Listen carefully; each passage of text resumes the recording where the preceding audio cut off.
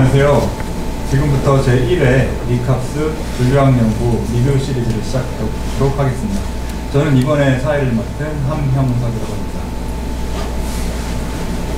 저희 이번에가 첫 회이기 때문에 본격적으로 시작하기 전에 이 분류학연구 리뷰 시리즈 기획 의도에 대해서 설명드리도록 하겠습니다.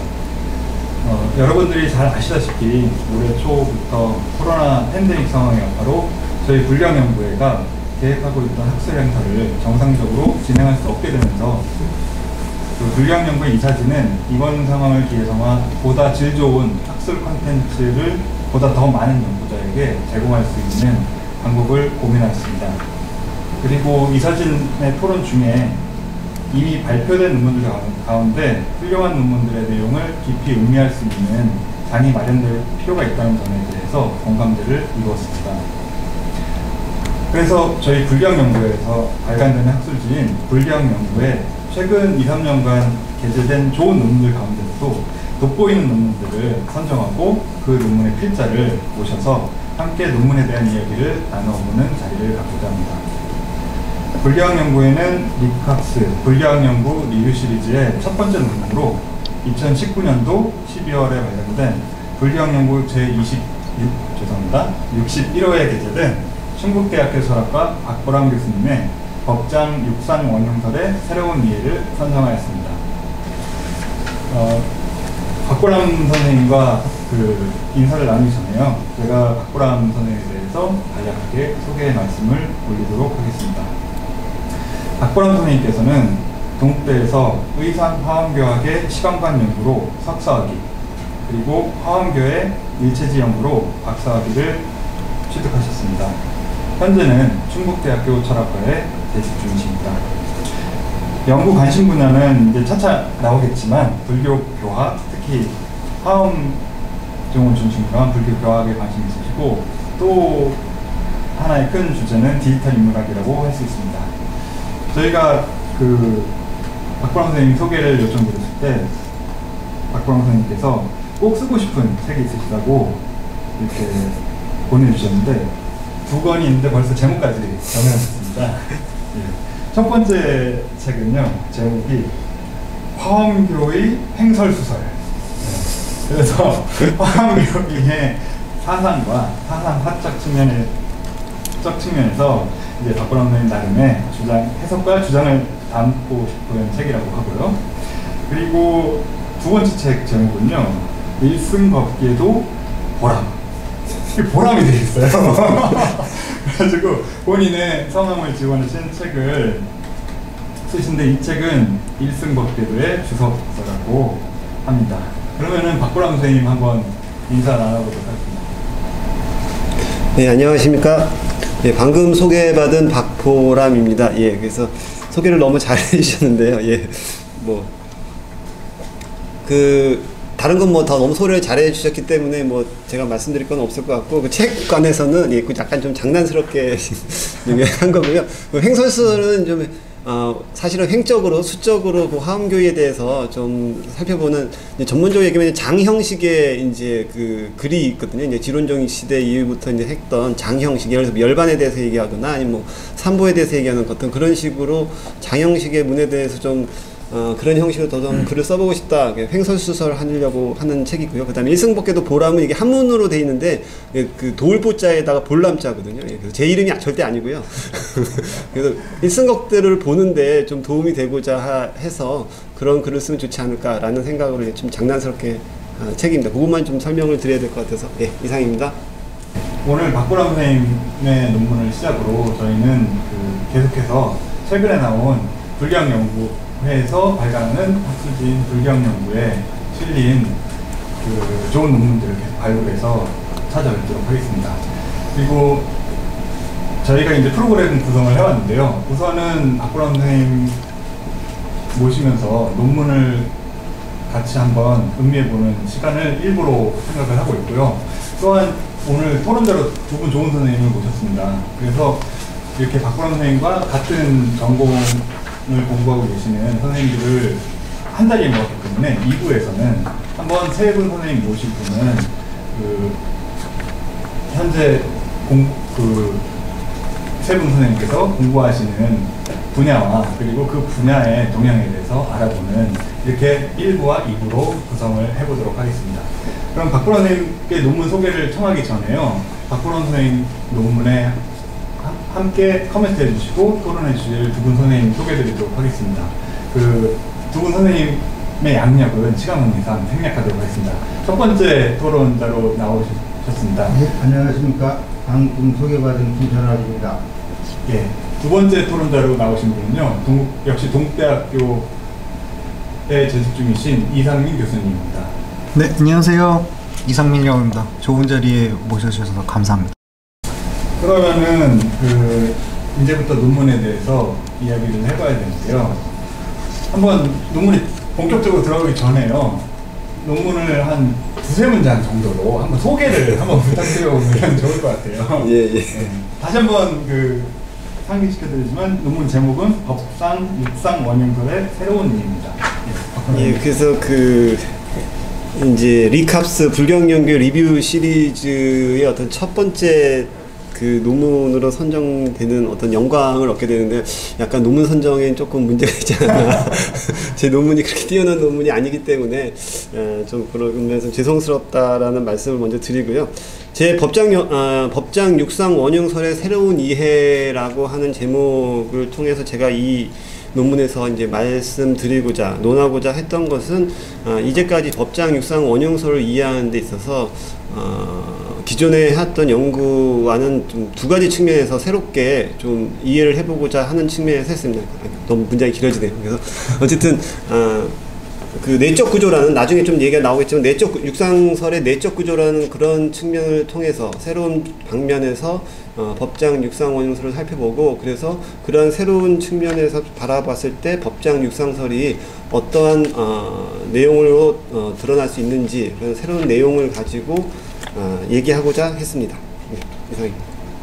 그러면은 혹시 이 논문을 제가 알기로는 이 선생님 논문 속에서도 나와 있지만, 제가 알기로는 이게 제목상으로는 시리즈물이 아니지만 선생님의 이전 논문을 읽지 않으면은 사실 이해가 상당히 어려운 논문으로 제가 읽었습니다. 근데 선생님의 연구해오시는 연구사 속에서, 선생님 개인의 연구사 속에서 이 논문으로 이렇게 오게 된 배경이 어떤 것인지, 선생님 연구 목록 가운데서 이 논문이 어떤 의미를 가지고 있는지 한번 말씀해 주시죠. 사실은 이제 맨 처음에는 이제 육상설은 어떻게 변해왔는가, 이것도 물론 이제 불경연구에서 이렇게 게재된, 불경연구에 게재된 논문이긴 한데요.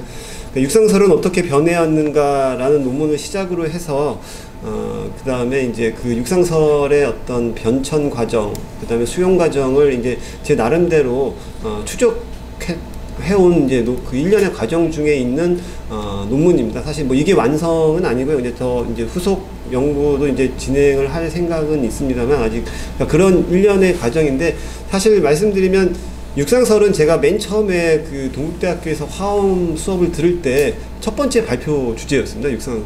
예, 물론 뭐 그때는 뭐 아무것도 모르고 발표를 했지만, 학부에서 화엄 수업을 들을 때 첫 번째 발표 주제로 맡은 게 이제 육상설이어서 아마 제 화엄 공부 2년에서 아마 가장 첫 번째 2년이었다라고 얘기를 할 수 있는데, 개인적으로는. 그래서 그때부터 참 재미있는 발상이다라고 생각해서 관심을 가지고 있었고, 사상적으로는 이제 법장 스님도 당연히 이제 하고 있지만, 화엄교학을 이해하기 위해서, 뭐 더 전문적으로 얘기하면 일승 무진연기, 일승 법계연기를 이해하기 위해서는 반드시 올라가야 할 산이자, 그 다음에 취해야 할 방편, 도구라고 생각을 했기 때문에 관심을 가지고 연구를 진행 중에 있습니다. 예, 그 논문을 쓰신 배경에 대해서 아주 이제 많은 분이 해석가 됐는데요. 지금 이 방송을 보고 계신 분들도 한번 박보라 선생님의 논문을 다운받아서 읽으려고 시도해 보시면 알겠지만, 상당히 박보라 선생님께서 이제 지난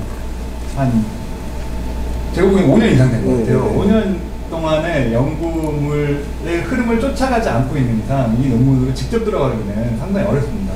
그래서 논문에 들어가서 읽어보면, 육상이 맨 처음에 중국 불교에서 논란이 되었던 그 최초의 사건을 십지경 번역본부터 십지경론으로 간 다음에 이후 이게 계속 추적을 하고 계신데요. 맨 처음에 육상이 중국의 한문으로 들어왔을 때 그게 어떤 의미였는지 풀어가면서 한번 논문의 내용을 설명해 봤으면 좋겠어요. 그래서 육상이 원래 그 갖고 있던 의미가 무엇이었는지 한번 설명해 주시면 감사하겠습니다. 예, 그래서 뭐 이 부분은 사실 제 논문이랑 어떻게 뭐 그러니까 요번 법장 거와도 뭐 관련이 있다고 할 수는 있긴 합니다만 어쨌든 말씀을 드리면 이건 뭐 약간 제 뭐 논문의 어떤 그러니까 제가 저만 다룬 어떤 제 특징적인 부분이 아니라 그냥 약간 육상설 개론적인 얘기가 포함될 수는 있는데요. 맨 처음에 이제 십지경에 십지경에 이제 육상의 명목이 이제 등장을 합니다. 이제 경에 그렇죠.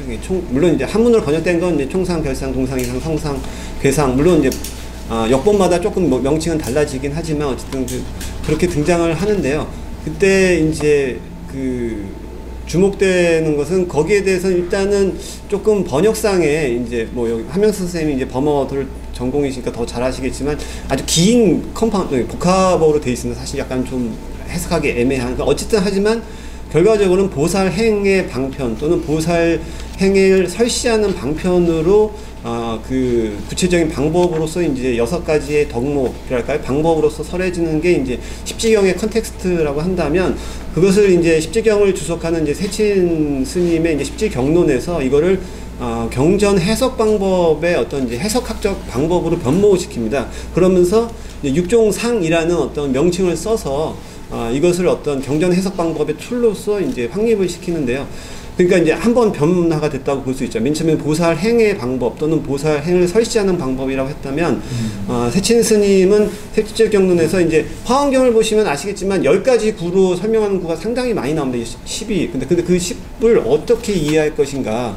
그럼 예를 들어서 10부를 설명하면 맨 처음에 무착불부터 시작해 쭈르륵 해서 뭐 여의불까지 나오는데 그러면 이걸 어떻게 이해할 것인가를 했을 때 세친 스님이 첫 번째 무착불이 총상이다. 그 다음에 제2불부터 제10불까지는 그 총상으로서, 그러니까 사실 총상으로서 설명이 끝난 거죠. 부처님에 대한 설명이 끝나는데 그것을 좀 더 자세하게 설명을 하는 것이 제2구부터 제19구까지의 설명이다. 그래서 이런 경전 해석, 특히 10구로 이루어진 그 경전을 어떻게 이해할 것인가를 이제 이해하는 방법으로서 육상을 이제 설명을 하신 거거든요. 그러니까 총으로서는 이렇게 이해하고 무착불로 이해하고 근데 그것을 자세하게 설명한 게 제2불부터 제10불까지다. 뭐 근데 그 동이 별개로 이렇게 이제 설명을 하신 건데 그게 이제 동아시아에 번역이 되면서 이제 그 부분부터 이제 제 논문으로 이제 들어가는 부분인데 이제 시간 관계상 좀 짧게 설명을 드리면 결과적으로는 이제 지론종 단계에서는 그게 조금 그러면서 이제 조금 제가 그러면서 당연히 세친 스님은 이 경전 해석 방법으로서 사용한 거기 때문에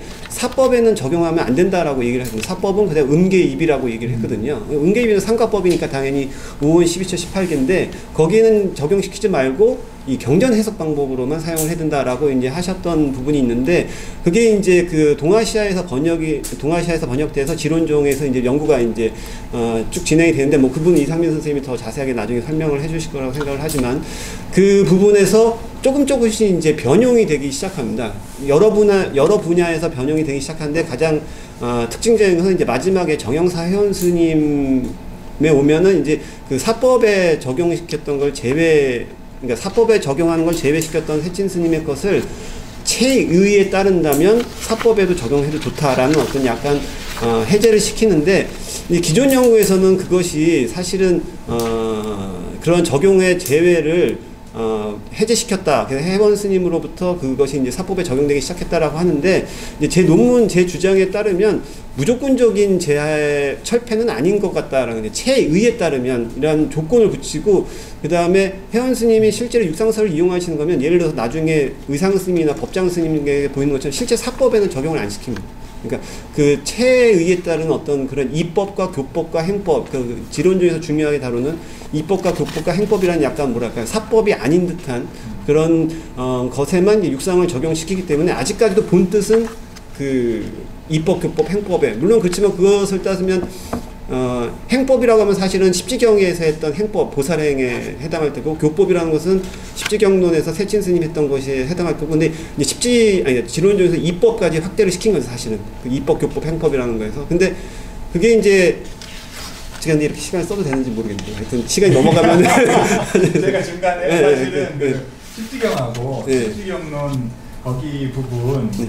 그 설명 부탁드린 다음에 네. 그 다음에 이제 넘어가려고 했는데 네, 네. 지금 말 계속 예, 죄송합니다. 네. 도중에 끊어주시고. 괜찮은데요. 제가 이 논문을 읽다가는 이해가 안 가는데 박근호 선생님 설명을 듣다 보니까 그러니까 맨 처음에는 십지경에는 그 육상이라는 개념이 보살 행하는 방법 혹은 보살이 말을 하는 방법으로 네, 설시하는 네, 나왔는데 그러면은 제가 보기에 세친한테 가는 변화는 사실 되게 자연스러운 것 같거든요. 그러니까 보살이 말을 하는 방법으로서 육상을 말했는데 우리는 보살이 아니니까 그 보살의 말을 그 보살이 그 틀을 이거에서 말한 거를 그 틀을 가지고 해석하는 방법으로 육상을 이제 세친까지 받아들였고 그거는 결국에는 뭐 보살이나 아니면 불보살들의 말에만 적용되는 카테고리지 이런 다르마의 세계, 현상의 세계를 해석하는 틀은 아니었던 것이 이제 동아시아에 오면서 그 현상 세계를 해석하는 틀로 육상이 변하게 되었고 이런 말씀이죠. 네, 변하게 네, 네. 되었고 네. 그 맨 처음에 단추를 정형사 회원이 그거를 사법에는 직접 적용 못하지만 사를 통으로 이제 그 관통하는 의미로서 한번 본다면 여기에도 적용 가능할 것 같다. 네. 그러면 이제 정형사 회원으로부터 그 뒤에 이제 논문에서 박보람 선생님께서 이제 의상하고 법장의 긴밀한 관계를 또 논하셨어요. 그러면은 이제 의지상에서 법장으로 넘어가는 건 어떻게 넘어가는지 한번 설명해 주시면.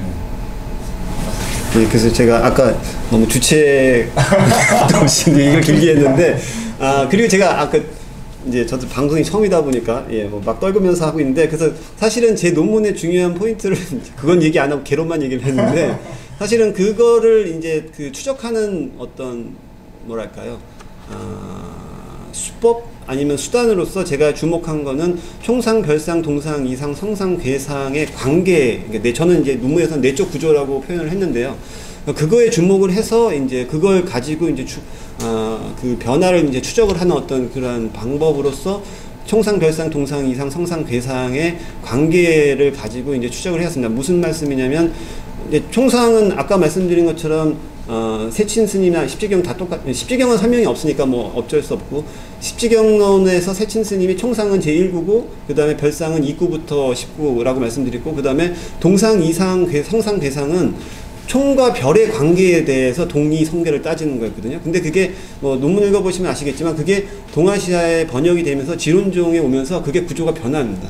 그 설명이 총별 동의 성계에 대한 관계가 변하고, 그게 이제 아주 제 주장에 의하면 가장 극적인 변화를 보이는 것은 의상 스님 때 그러니까 동의 성계에 대한 구조는 지론적에서 완전히 바뀌거든요. 총별 구조에 대한, 그러니까 동의 성계에 대한 구조는 그게 이제 지론적에서 이제 상당히 다양한 모습으로 바뀝니다. 그것도 하나의 단일한 모습으로 변형되는 게 아니고, 뭐 법상이나 아니면 스타인 어떤 그런 문서들에 보면 제각각으로 막 바뀌다가 이제 회원 스님도 다시 뭐 구조를 다시 바뀌는데, 근데 그게 이제 제 주장에 따르면 가장 극적인 변화, 즉 총별 관계까지도 변화를 시키는 게 의상 스님에 와서 변화가 되고, 그것이 법장 스님한테도 이어지는데, 그것은 이제 제가 볼 때는 팩트로서 분명히 그렇게 살펴볼 수 있는 문장이고, 문헌에 보면은 그런 이제 그걸 살펴볼 수 있고, 제가 그게 왜 바뀌었느냐, 그걸 추정할 때는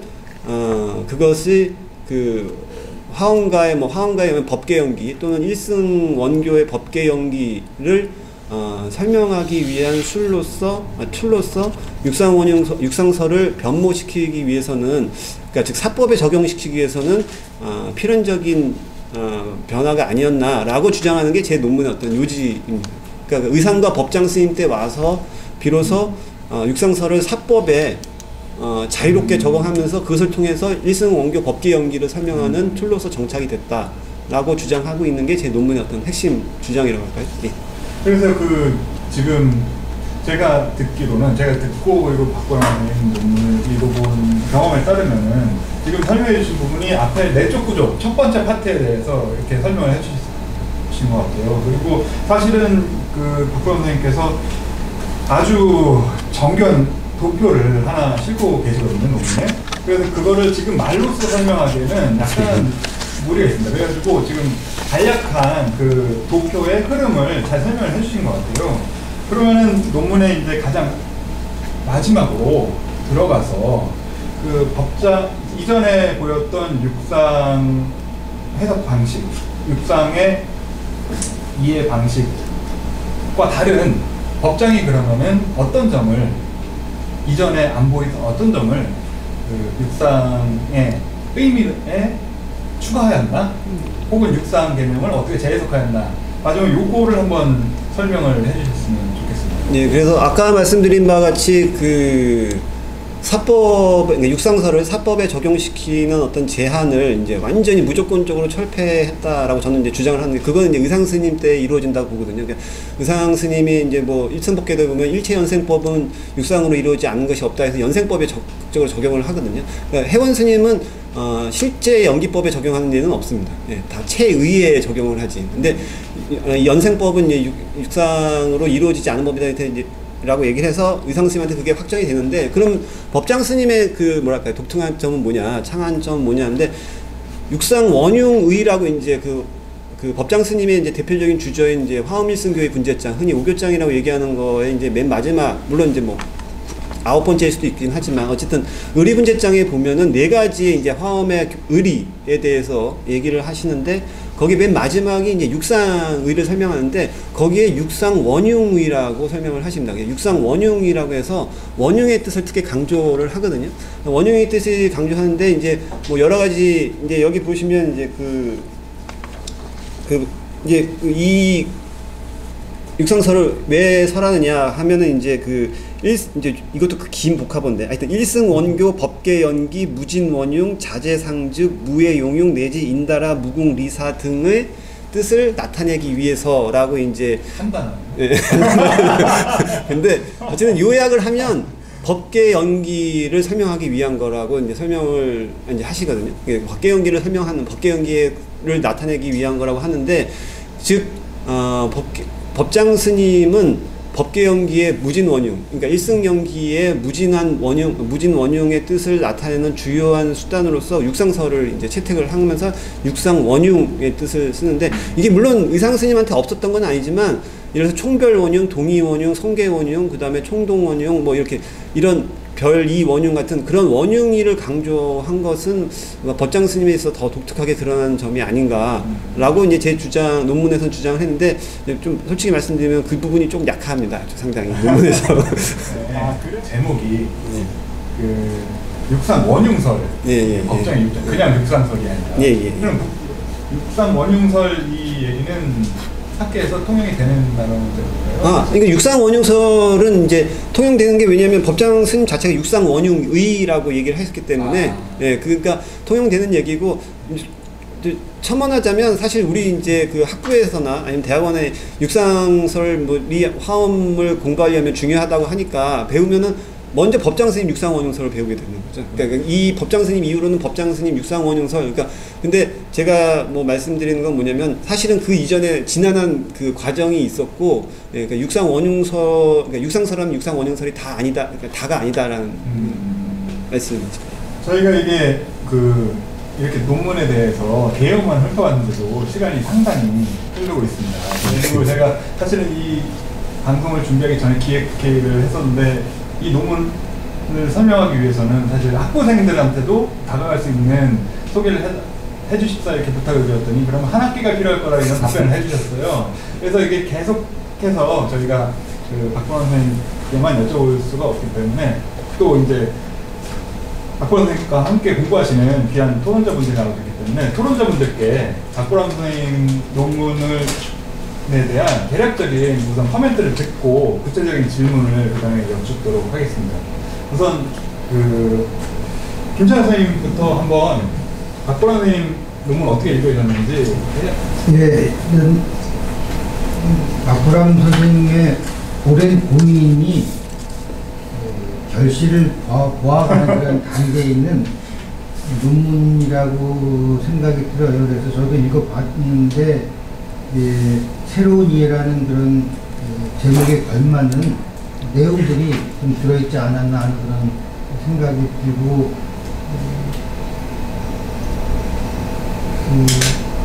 기존의 그 육상설의 이해에 대한 어떤 단선적인 이해라고 할까 하는 것들을 조금 구조적으로 바꿔놓은 그런 의미 있는 논문이라고 생각을 합니다.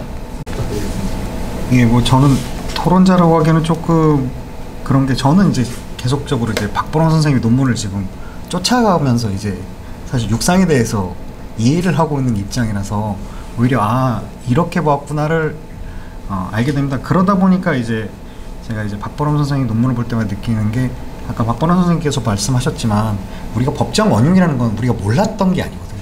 몰랐던 게 아니고 이미 알고 있었는데 어쩌다가 이렇게 생겼는지에 대해서는 이해를 안 하고 일단 이거를 배우자.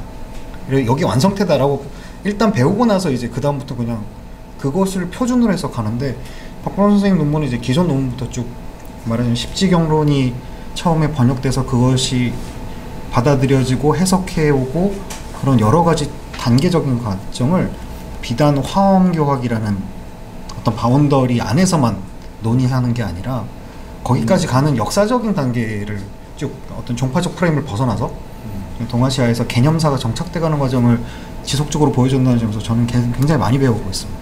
그 가운데 시간 관계상 저희가 꼭 박보람 선생님께 여쭤보고 싶은 질문 하나씩만 다시 한번 시청자 여러분들을 위해서 설명을 부탁드리고 박보람 선생님께 답변을 한번 다시 여쭙도록 하겠습니다. 그럼 이상민 선생님부터.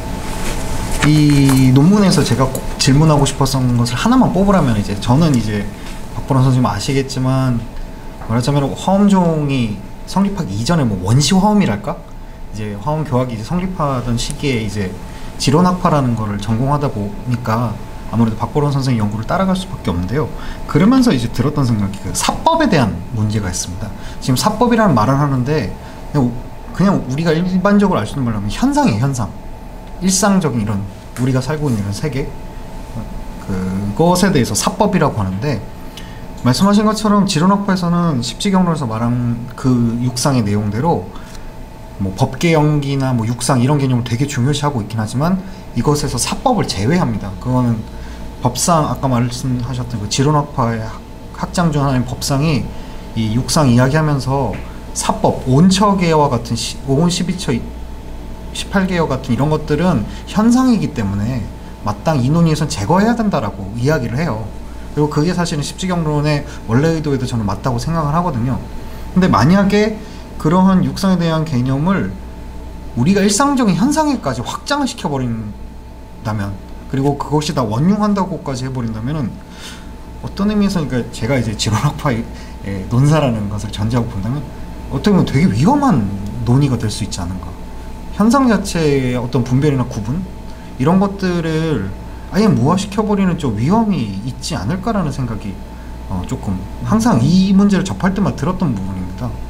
거기에 대해서 꼭 한번 질문을 하고 싶었습니다. 이 육상 문제뿐만이 아니라 화엄종 혹은 화엄의 성자인 법장의 사상을 소개받으면 들 수밖에 없는 그런 질문인 것 같은데요. 한번 박보람 선생님께 답변을 부탁드려보도록 하겠습니다. 예, 뭐 이제 진짜 뭐 논문이랑 딱 뭐 관련이 있다고 할 수도 있긴 한데 물론 당연히 제 생각입니다만 아까 이상민 선생님이 질문하실 때 이제 지론학파의 논사의 입장에서 논사의 입장에서 그 사법에 이제 상가법이잖아요, 그렇죠? 네. 그걸 적용시키면 제가 아까 잠깐 못 들었는데 무화시킨다. 근데 뭘 무화시킨다라고 그러니까 말씀? 원흉이라고 해버린다면, 그러니까 사법 이거는 또 이제 토론 시간에 한번 다시 한번 이야기를 할 때지만 어떤 이론적인 의미에서의 원흉이라 그러면 저도 쉽게 이해가 되거든요. 그런데 지금 우리가 살고 있는 현상계 동안 원흉이라고 그러면은 그럼 이제 아까 한명석 선생님 말씀하신 것처럼. 근데 그게 이제 제가 만약에 화엄종의 논사 뭐 택도 없지만 화엄종의 논사의 입장에서 말씀을 드리면 그게 왜 위험하냐라고 또 반문을 할 수 있다는 거죠. 제가 생각하는 여기도 이제 아까도 잠깐 말씀드린 이 육상설을 왜 얘기하냐면 이 일승 원교의 법계 연기의 무진 원흉을 설명하기 위해서 이제 이 육상설을 설명한다는 게 아예 입장이 다른 거거든요. 그래서 저는 개인적으로 생각하는 게 이제 연기법 설명하는 거거든요, 결과적으로. 근데 연기법이라고 한다면 부처님께서 말씀하신 연기계가 차유고 피유 이거잖아요, 사실은. 이것이 있으면서 저것이 있고, 이것이 없으면 저것이 없다인데, 저는 그것을 만약에 법계 연기로 설명을 한다면, 결국 차하고 피는, 차유고 피유에서 차하고 피는 대명사잖아요, 결과적으로. 여기에 무엇이 있을 때 무엇이 있느냐를 이제 이해하는 게 전 연기법의 이해라고 보는데, 법계 연기 무진원용의 뜻은 차에 뭐든지 다 들어갈 수 있다는 거죠. 예. 그러니까 예를 들어서 뭐 앞에 지금 카메라가 있는데 카메라가 있어야 내가 있고 이렇게 하잖아요. 근데 그거에 무진 원흉이 되려면 예를 들어서 뭐 이제 유식이나 이쪽에서는 연을 따지는데 친소를 따지잖아요. 네, 친소를 따지는데 화원 법계연기에서는 친소를 따지지 않잖아요. 그렇죠? 네. 근데 그런 걸 하기 위해서는 육상설로 설명할 수밖에 없다라는 육상설로 밖에 설명할 수 없는 게 아니라 육상설이 설명하는 주요한 수단이 되기 때문에 오히려 화원교의 법계연기 입장에서는 예, 당연히 그렇게 가야 될 수밖에 없는 거죠. 제 이해로는. 이 문제는 워낙 좀 아주 큰 문제고 사실은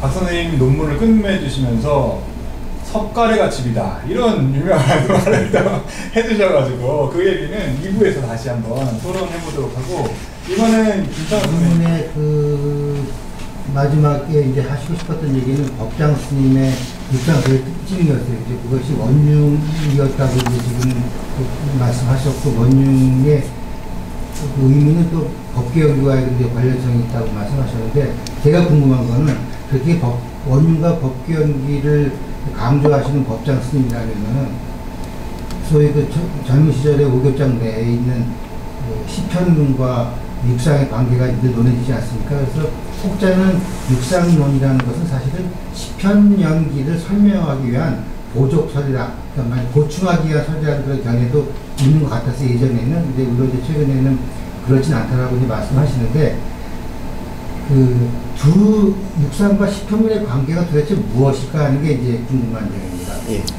대답할 수 없는 질문.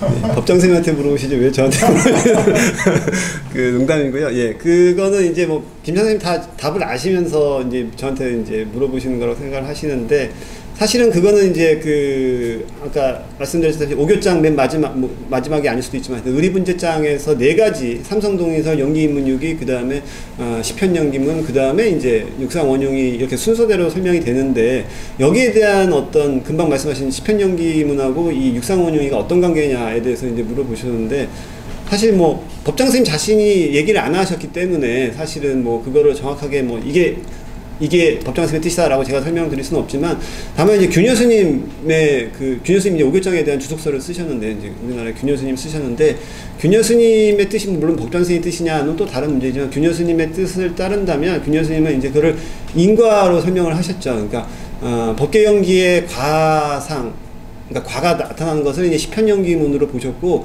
그런 시편연기의 과상을 드러나는 데 있어서의 어떤 인행으로서 이제 그 인의 측면에서 이제 육상원용이를 설명을 하셨거든요.